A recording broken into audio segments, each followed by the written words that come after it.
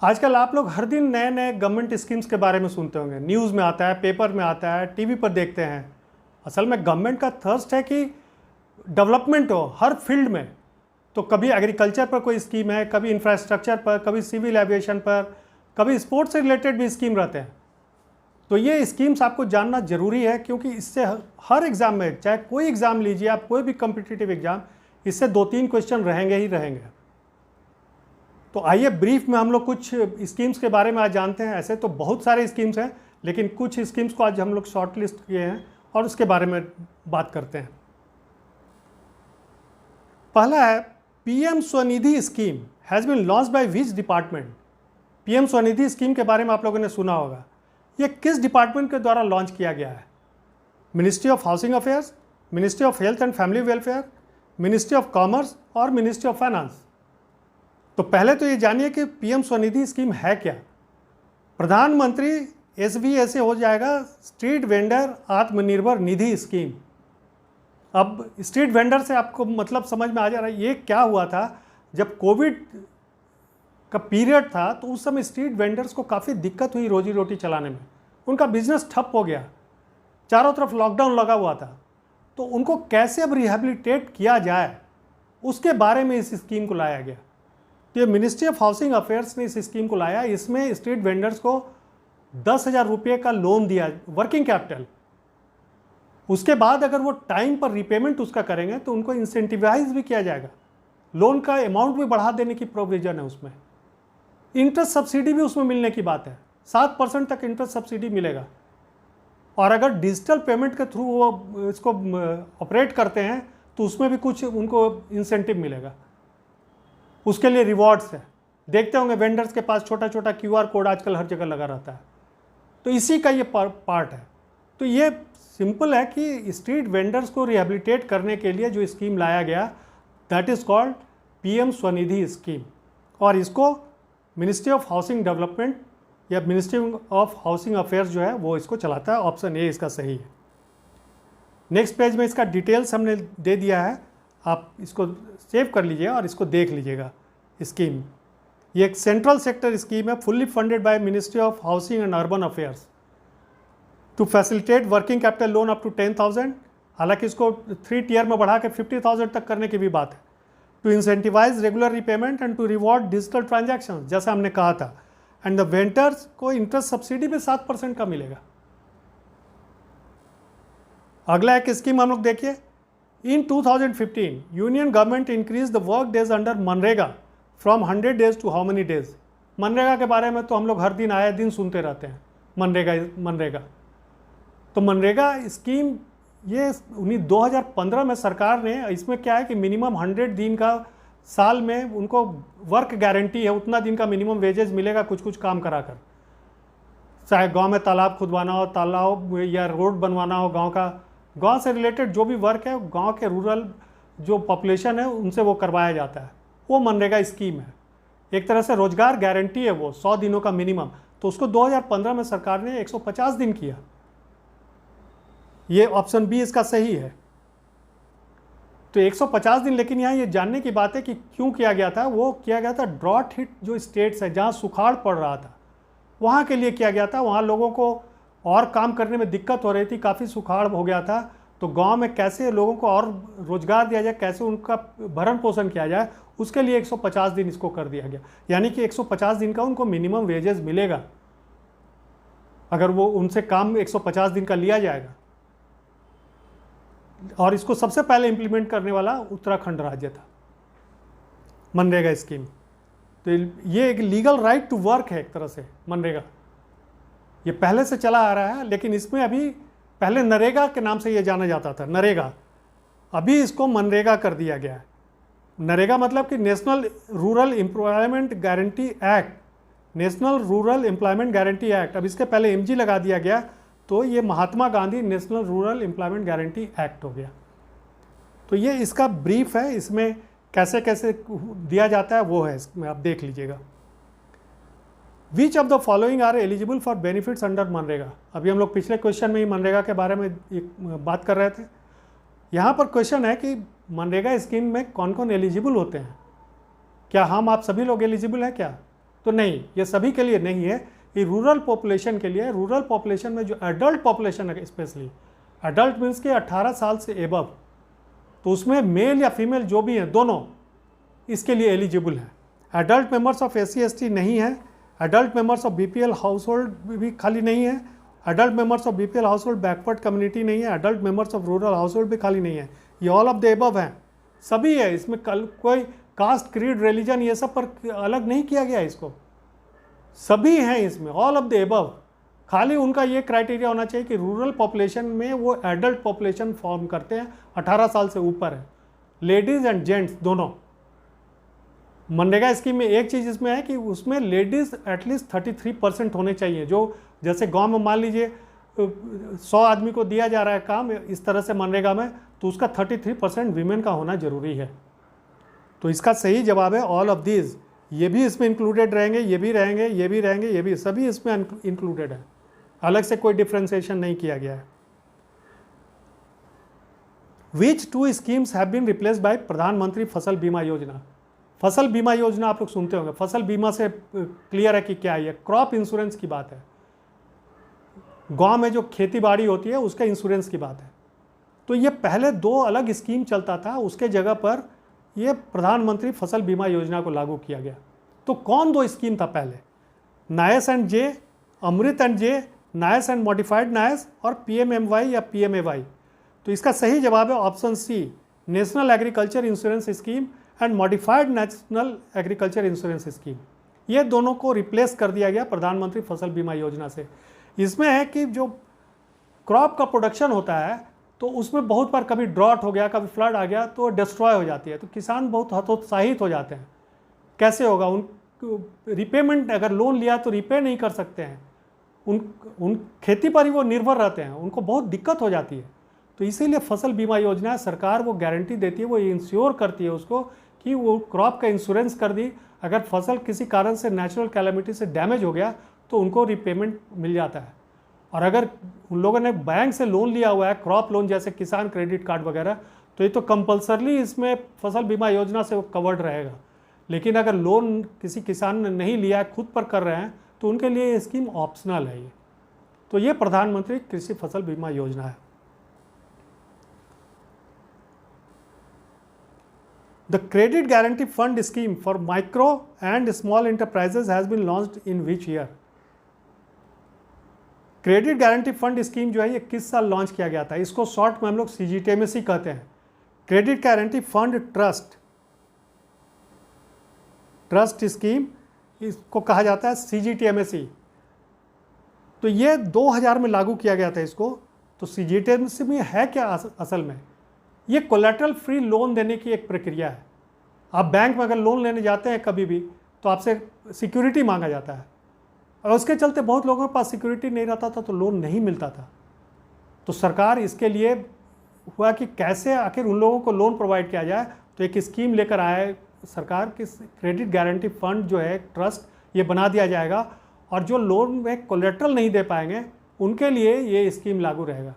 तो अगर आज आप बैंक जाएंगे, अगर कहेंगे कि सिक्योरिटी नहीं दे रहे हैं, तो CGTMSE से कवर किया जाएगा। इसमें क्या है कि आपका लोन अमाउंट का 70-80% जो है ये ट्रस्ट जो है इससे कवर्ड हो जाता है। अगर किसी कारण से लोन का आपका डिफ़ॉल्ट हो गया, विलफुल डिफ़ॉल्टर नहीं होना चाहिए, कोई और कारण हो जाए, जैसे कोई नेचुरल डिजास्टर हो गया, कुछ हो गया, आपका बिजनेस किसी कारण से फ्लॉप कर गया, नहीं हो पाया आपके डिस्पाइट आपके बहुत अच्छे एफर्ट से, तो वो CGTMSE उसका फंडिंग, आप लोन रिपे नहीं कर भी रहे हैं तो 60-70% CGTMSE उस लोन को रिपे कर देगा, बैंक को क्लेम कर लेगी CGTMSE से। और बैंक के लिए भी फ़ायदा है कि उतना फंड उनका सिक्योर हो जाता है, 60-70% तो उनको मिल ही जाएगा अगर विलफुल डिफ़ॉल्टर नहीं रहा है बोरोवर। तो ये CGTMSE है। आजकल इसकी देखभाल SIDBI करती है, small industrial development bank of India. तो उसके साथ ये सेंटर और SIDBI का ये मिला जुला है कि कैसे उसको फंडिंग किया जाता है, और SIDBI इसको रिफाइनेंस करती है।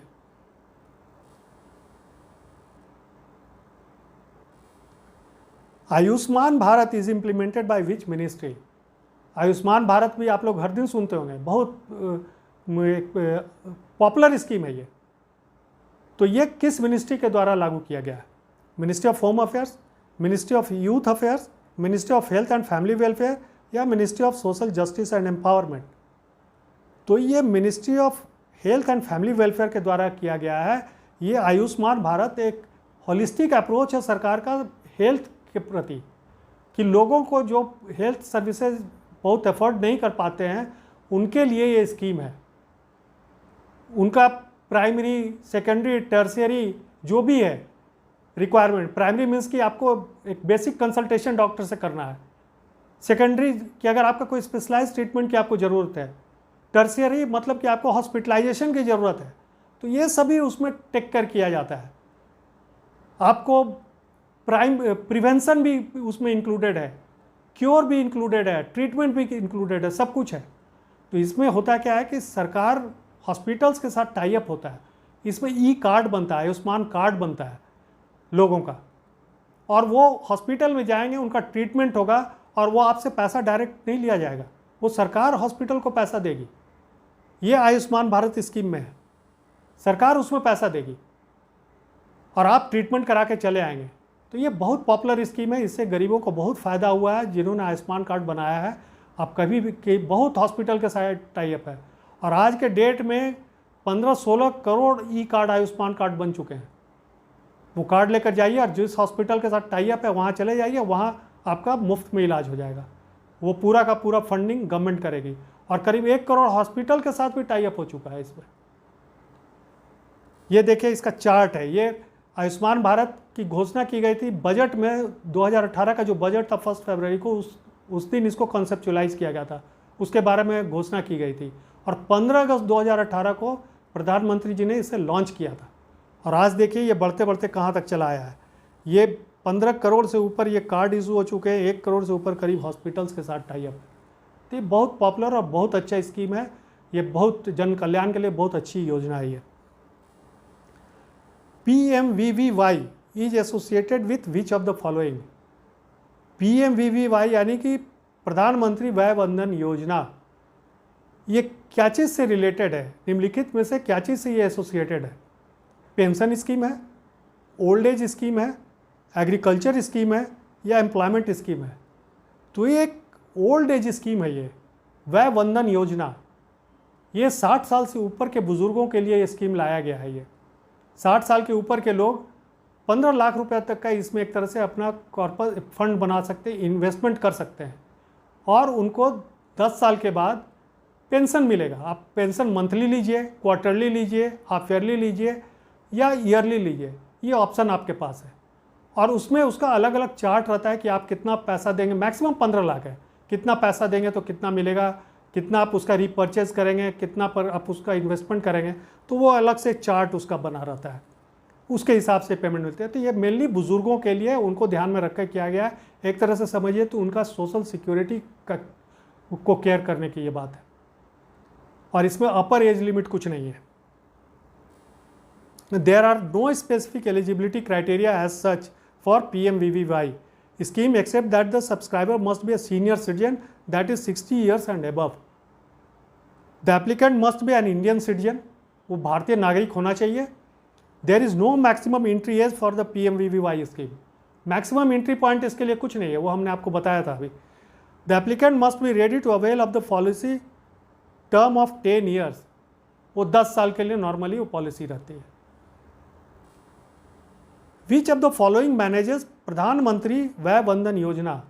अभी वय वंदन योजना के बारे में हम लोग बात कर रहे थे, तो इसमें से निम्नलिखित में से कौन है जो कि वय वंदन योजना की देखभाल करता है? SBI यानी कि state bank of India, PFRD यानी कि pension fund regulatory development authority, या SEBI securities exchange board of India, या LIC life insurance corporation of India. तो इसका रख रखाव जो है, इसकी देखभाल LIC की तरफ से की जाती है, सरकार ने उसको जिम्मेवारी दी है। तो ऑप्शन डी इसका सही जवाब है। When was make in India scheme launched? Make in India scheme कब लॉन्च किया गया था? मेक इन इंडिया स्कीम के बारे में हर दिन सुनते हैं, न्यूज़ में हर दिन स्पीच में भी आता है, पेपर में आता है, न्यूज़ में आता है, लोग विदेश में भी जाते हैं, वहाँ भी मेक इन इंडिया की बात करते हैं। तो मेक इन इंडिया स्कीम का सिंपल मतलब है, यह ऐसे तो 2014 सितंबर में लॉन्च किया गया, ऑप्शन ए इसका सही जवाब है, लेकिन मेक इन इंडिया स्कीम जो है वो है कि जब भारत पराधीन था, मतलब अंग्रेज़ों के अधीन में था, उस समय भारत में कोई इंडस्ट्रियल डेवलपमेंट नहीं हुआ। पहले जो भी पुराने कॉटेज इंडस्ट्री वगैरह थी सब नष्ट हो गई यहाँ। इंडिपेंडेंस के बाद इंडिया को दिक्कत क्या होने लगी कि छोटी से छोटी चीज़ भी भारत को बाहर से आयात करनी पड़ती थी। लोग मजाक में कहते थे कि भारत को सुई भी इंपोर्ट करना पड़ता है, आयात करना पड़ता है। यहाँ कुछ मैन्युफैक्चरिंग नहीं होता था, बहुत कम, बहुत छोटे लेवल पर धीरे धीरे धीरे धीरे करते हुए इंडस्ट्री डेवलपमेंट होने लगी। तो इसी को ध्यान में रखकर ये make in India scheme launch किया गया। इसमें है कि भारत में ही अधिकतर चीज़ बनाया जाए, भारत में इंडस्ट्री सेटअप किया जाए, भारत में बिजनेस डेवलप किया जाए, स्किल डेवलपमेंट हो। तो मेक इन इंडिया में क्या है कि जैसे यहाँ इंडस्ट्री बन रही है, इसका प्रोडक्शन हो रहा है, तो इसका आप जब इससे आपका फॉरेन एक्सचेंज बचेगा। पहले क्या होता था कि आपको इंपोर्ट करने के लिए फॉरेन एक्सचेंज बाहर बहुत देना पड़ता था, वो आपको रिजर्व रखना पड़ता था, और उसमें फॉरेन एक्सचेंज आपके पास उतना रहता भी नहीं था एज ए कंट्री। तो अब वो फॉरेन एक्सचेंज को भी इसमें रेगुलेट किया जा सकता है कि फॉरेन एक्सचेंज अब आपको बाहर भेजना नहीं पड़ेगा, क्योंकि आप मैन्युफैक्चरिंग यहीं हो रही है। उल्टा अगर आप अपना मैन्युफैक्चरिंग करके बाहर भेजेंगे तो वो आपको फॉरेन एक्सचेंज अर्न होगा अगर आप एक्सपोर्ट कीजिएगा तो। दूसरा कि यहाँ लोकल लेवल पर स्किल डेवलपमेंट होगा, कंट्री में बहुत स्किलफुल हो जाएंगे लोग, तरह तरह का स्किल डेवलपमेंट हो जाएगा, हर तरह का काम होगा। तीसरा क्या है कि इंडस्ट्रियल हब बनेगा, उससे एम्प्लॉयमेंट मिलेगा लोगों को। कंट्री अपने आप में सेल्फ रिलायंट हो जाएगी, सेल्फ डिपेंडेंट रहेगी, बाहर पर डिपेंडेंट नहीं रहना पड़ेगा। बहुत समय ये बात होती थी कि जब 65, 61 ये सब वार हुआ था, 62, उस समय भारत को विदेशों पर निर्भर रहना पड़ता था, बहुत आर्म्स के लिए भी। आर्म्स के लिए अभी भी बहुत निर्भर रहना पड़ता है, लेकिन अब उस दिशा में भी बहुत कदम उठाया जा रहा है कि अब अधिकतर चीज़ भारत में बनाने की बात हो रही है। अब तो प्लेन तक बनाने की बात हो रही है, मिसाइल वगैरह तो भारत में बन ही रहा है। तो उस समय भारत को ये कमी बहुत महसूस हुई कि हम लोग अब पास अपना स्ट्रक्चर नहीं है बनाने का, हम लोग मैन्युफैक्चरिंग नहीं कर पाते हैं। तो ये मेक इन इंडिया इसी के लिए ये इसका लोगो है। विच of the following launched Ayushman Sahakar scheme. अभी हम लोग आयुष्मान भारत के बारे में देख रहे थे पिछले 1-2 क्वेश्चन पहले। तो आयुष्मान सहकार स्कीम जो है वही चीज़ एक तरह से समझिए कि उसको कोऑपरेटिव से टैग किया जाएगा। कोई कोऑपरेटिव अगर बना है और उसके बायलॉज में अगर ये इंक्लूडेड है कि वो हेल्थ सर्विसेज भी प्रोवाइड कर सकते हैं, उसको भी देख सकते हैं, तो सरकार उनके लिए NCDC, national cooperative development corporation जो है, उसके लिए 10,000 करोड़ रुपया को अलग ईयर मार्क कर दिया गया है। अब उसमें वो कोऑपरेटिव चाहे तो वो हेल्थ मिशन में मोड में जाकर वो हॉस्पिटल भी बना सकती है, मेडिकल एजुकेशन भी प्रोवाइड कर सकती है, और भी मेडिकल फैसिलिटीज़ के साथ जुड़ सकती है। तो ये आयुष्मान सहकार स्कीम उसी का नाम है एक तरह से। तो इसका सही जवाब है ministry of agriculture and farmers welfare, इसके द्वारा ये लॉन्च किया गया है, option B. Which ministry has launch the Krishi Udan 2 scheme. किस मिनिस्ट्री के द्वारा कृषि उड़ान 2 स्कीम लॉन्च किया गया है? तो ये ministry of agriculture and farmer welfare, ministry of civil aviation, ministry of youth affairs या ministry of skill development and entrepreneurship. तो ये लॉन्च किया गया है मिनिस्ट्री ऑफ सिविल एविएशन के द्वारा, ऑप्शन बी। लेकिन ये स्कीम है क्या? ये है कि नॉर्थ ईस्ट या ट्राइबल एरियाज़ में, हिली एरियाज़ में, जहाँ की बहुत तरह का प्रोडक्शन होता है और पेरिसेबल होता है, बहुत जल्दी सड़ जाता है, बहुत सारे फल हैं, बहुत सारी सब्जियाँ हैं, और तो उनको बाहर कैसे भेजा जाए, दूर कैसे भेजा जाए, सो दैट कि उनकी मार्केटेबिलिटी हो, उनको अच्छा प्राइस रियलाइजेशन हो। तो इसके बारे में सरकार बहुत दिनों से सोच रही थी और ये स्कीम लेकर आई है कि अब उन लोगों को कुछ एयरपोर्ट टर्मिनल्स पर फ्री सर्विसेज दिए जाएंगे। ऐसे 58 टर्मिनल्स को आइडेंटिफाई किया गया है। वहाँ उनको लैंडिंग कॉस्ट, ट्रांसशिपमेंट कॉस्ट ये सब नहीं लगेगा, और वहाँ से उस देश के किसी भी कोने में उस प्रोडक्ट को भेजा जाएगा। तो ये एक बहुत अच्छा स्कीम है, इससे किसानों को बहुत फ़ायदा होगा, और यही है कृषि उड़ान 2 स्कीम। तो आगे कुछ और स्कीम्स पर हम लोग बात करेंगे अगले कुछ सेशंस में। तो आज के लिए ये 10 स्कीम्स आपके साथ हैं। That's all, thank you.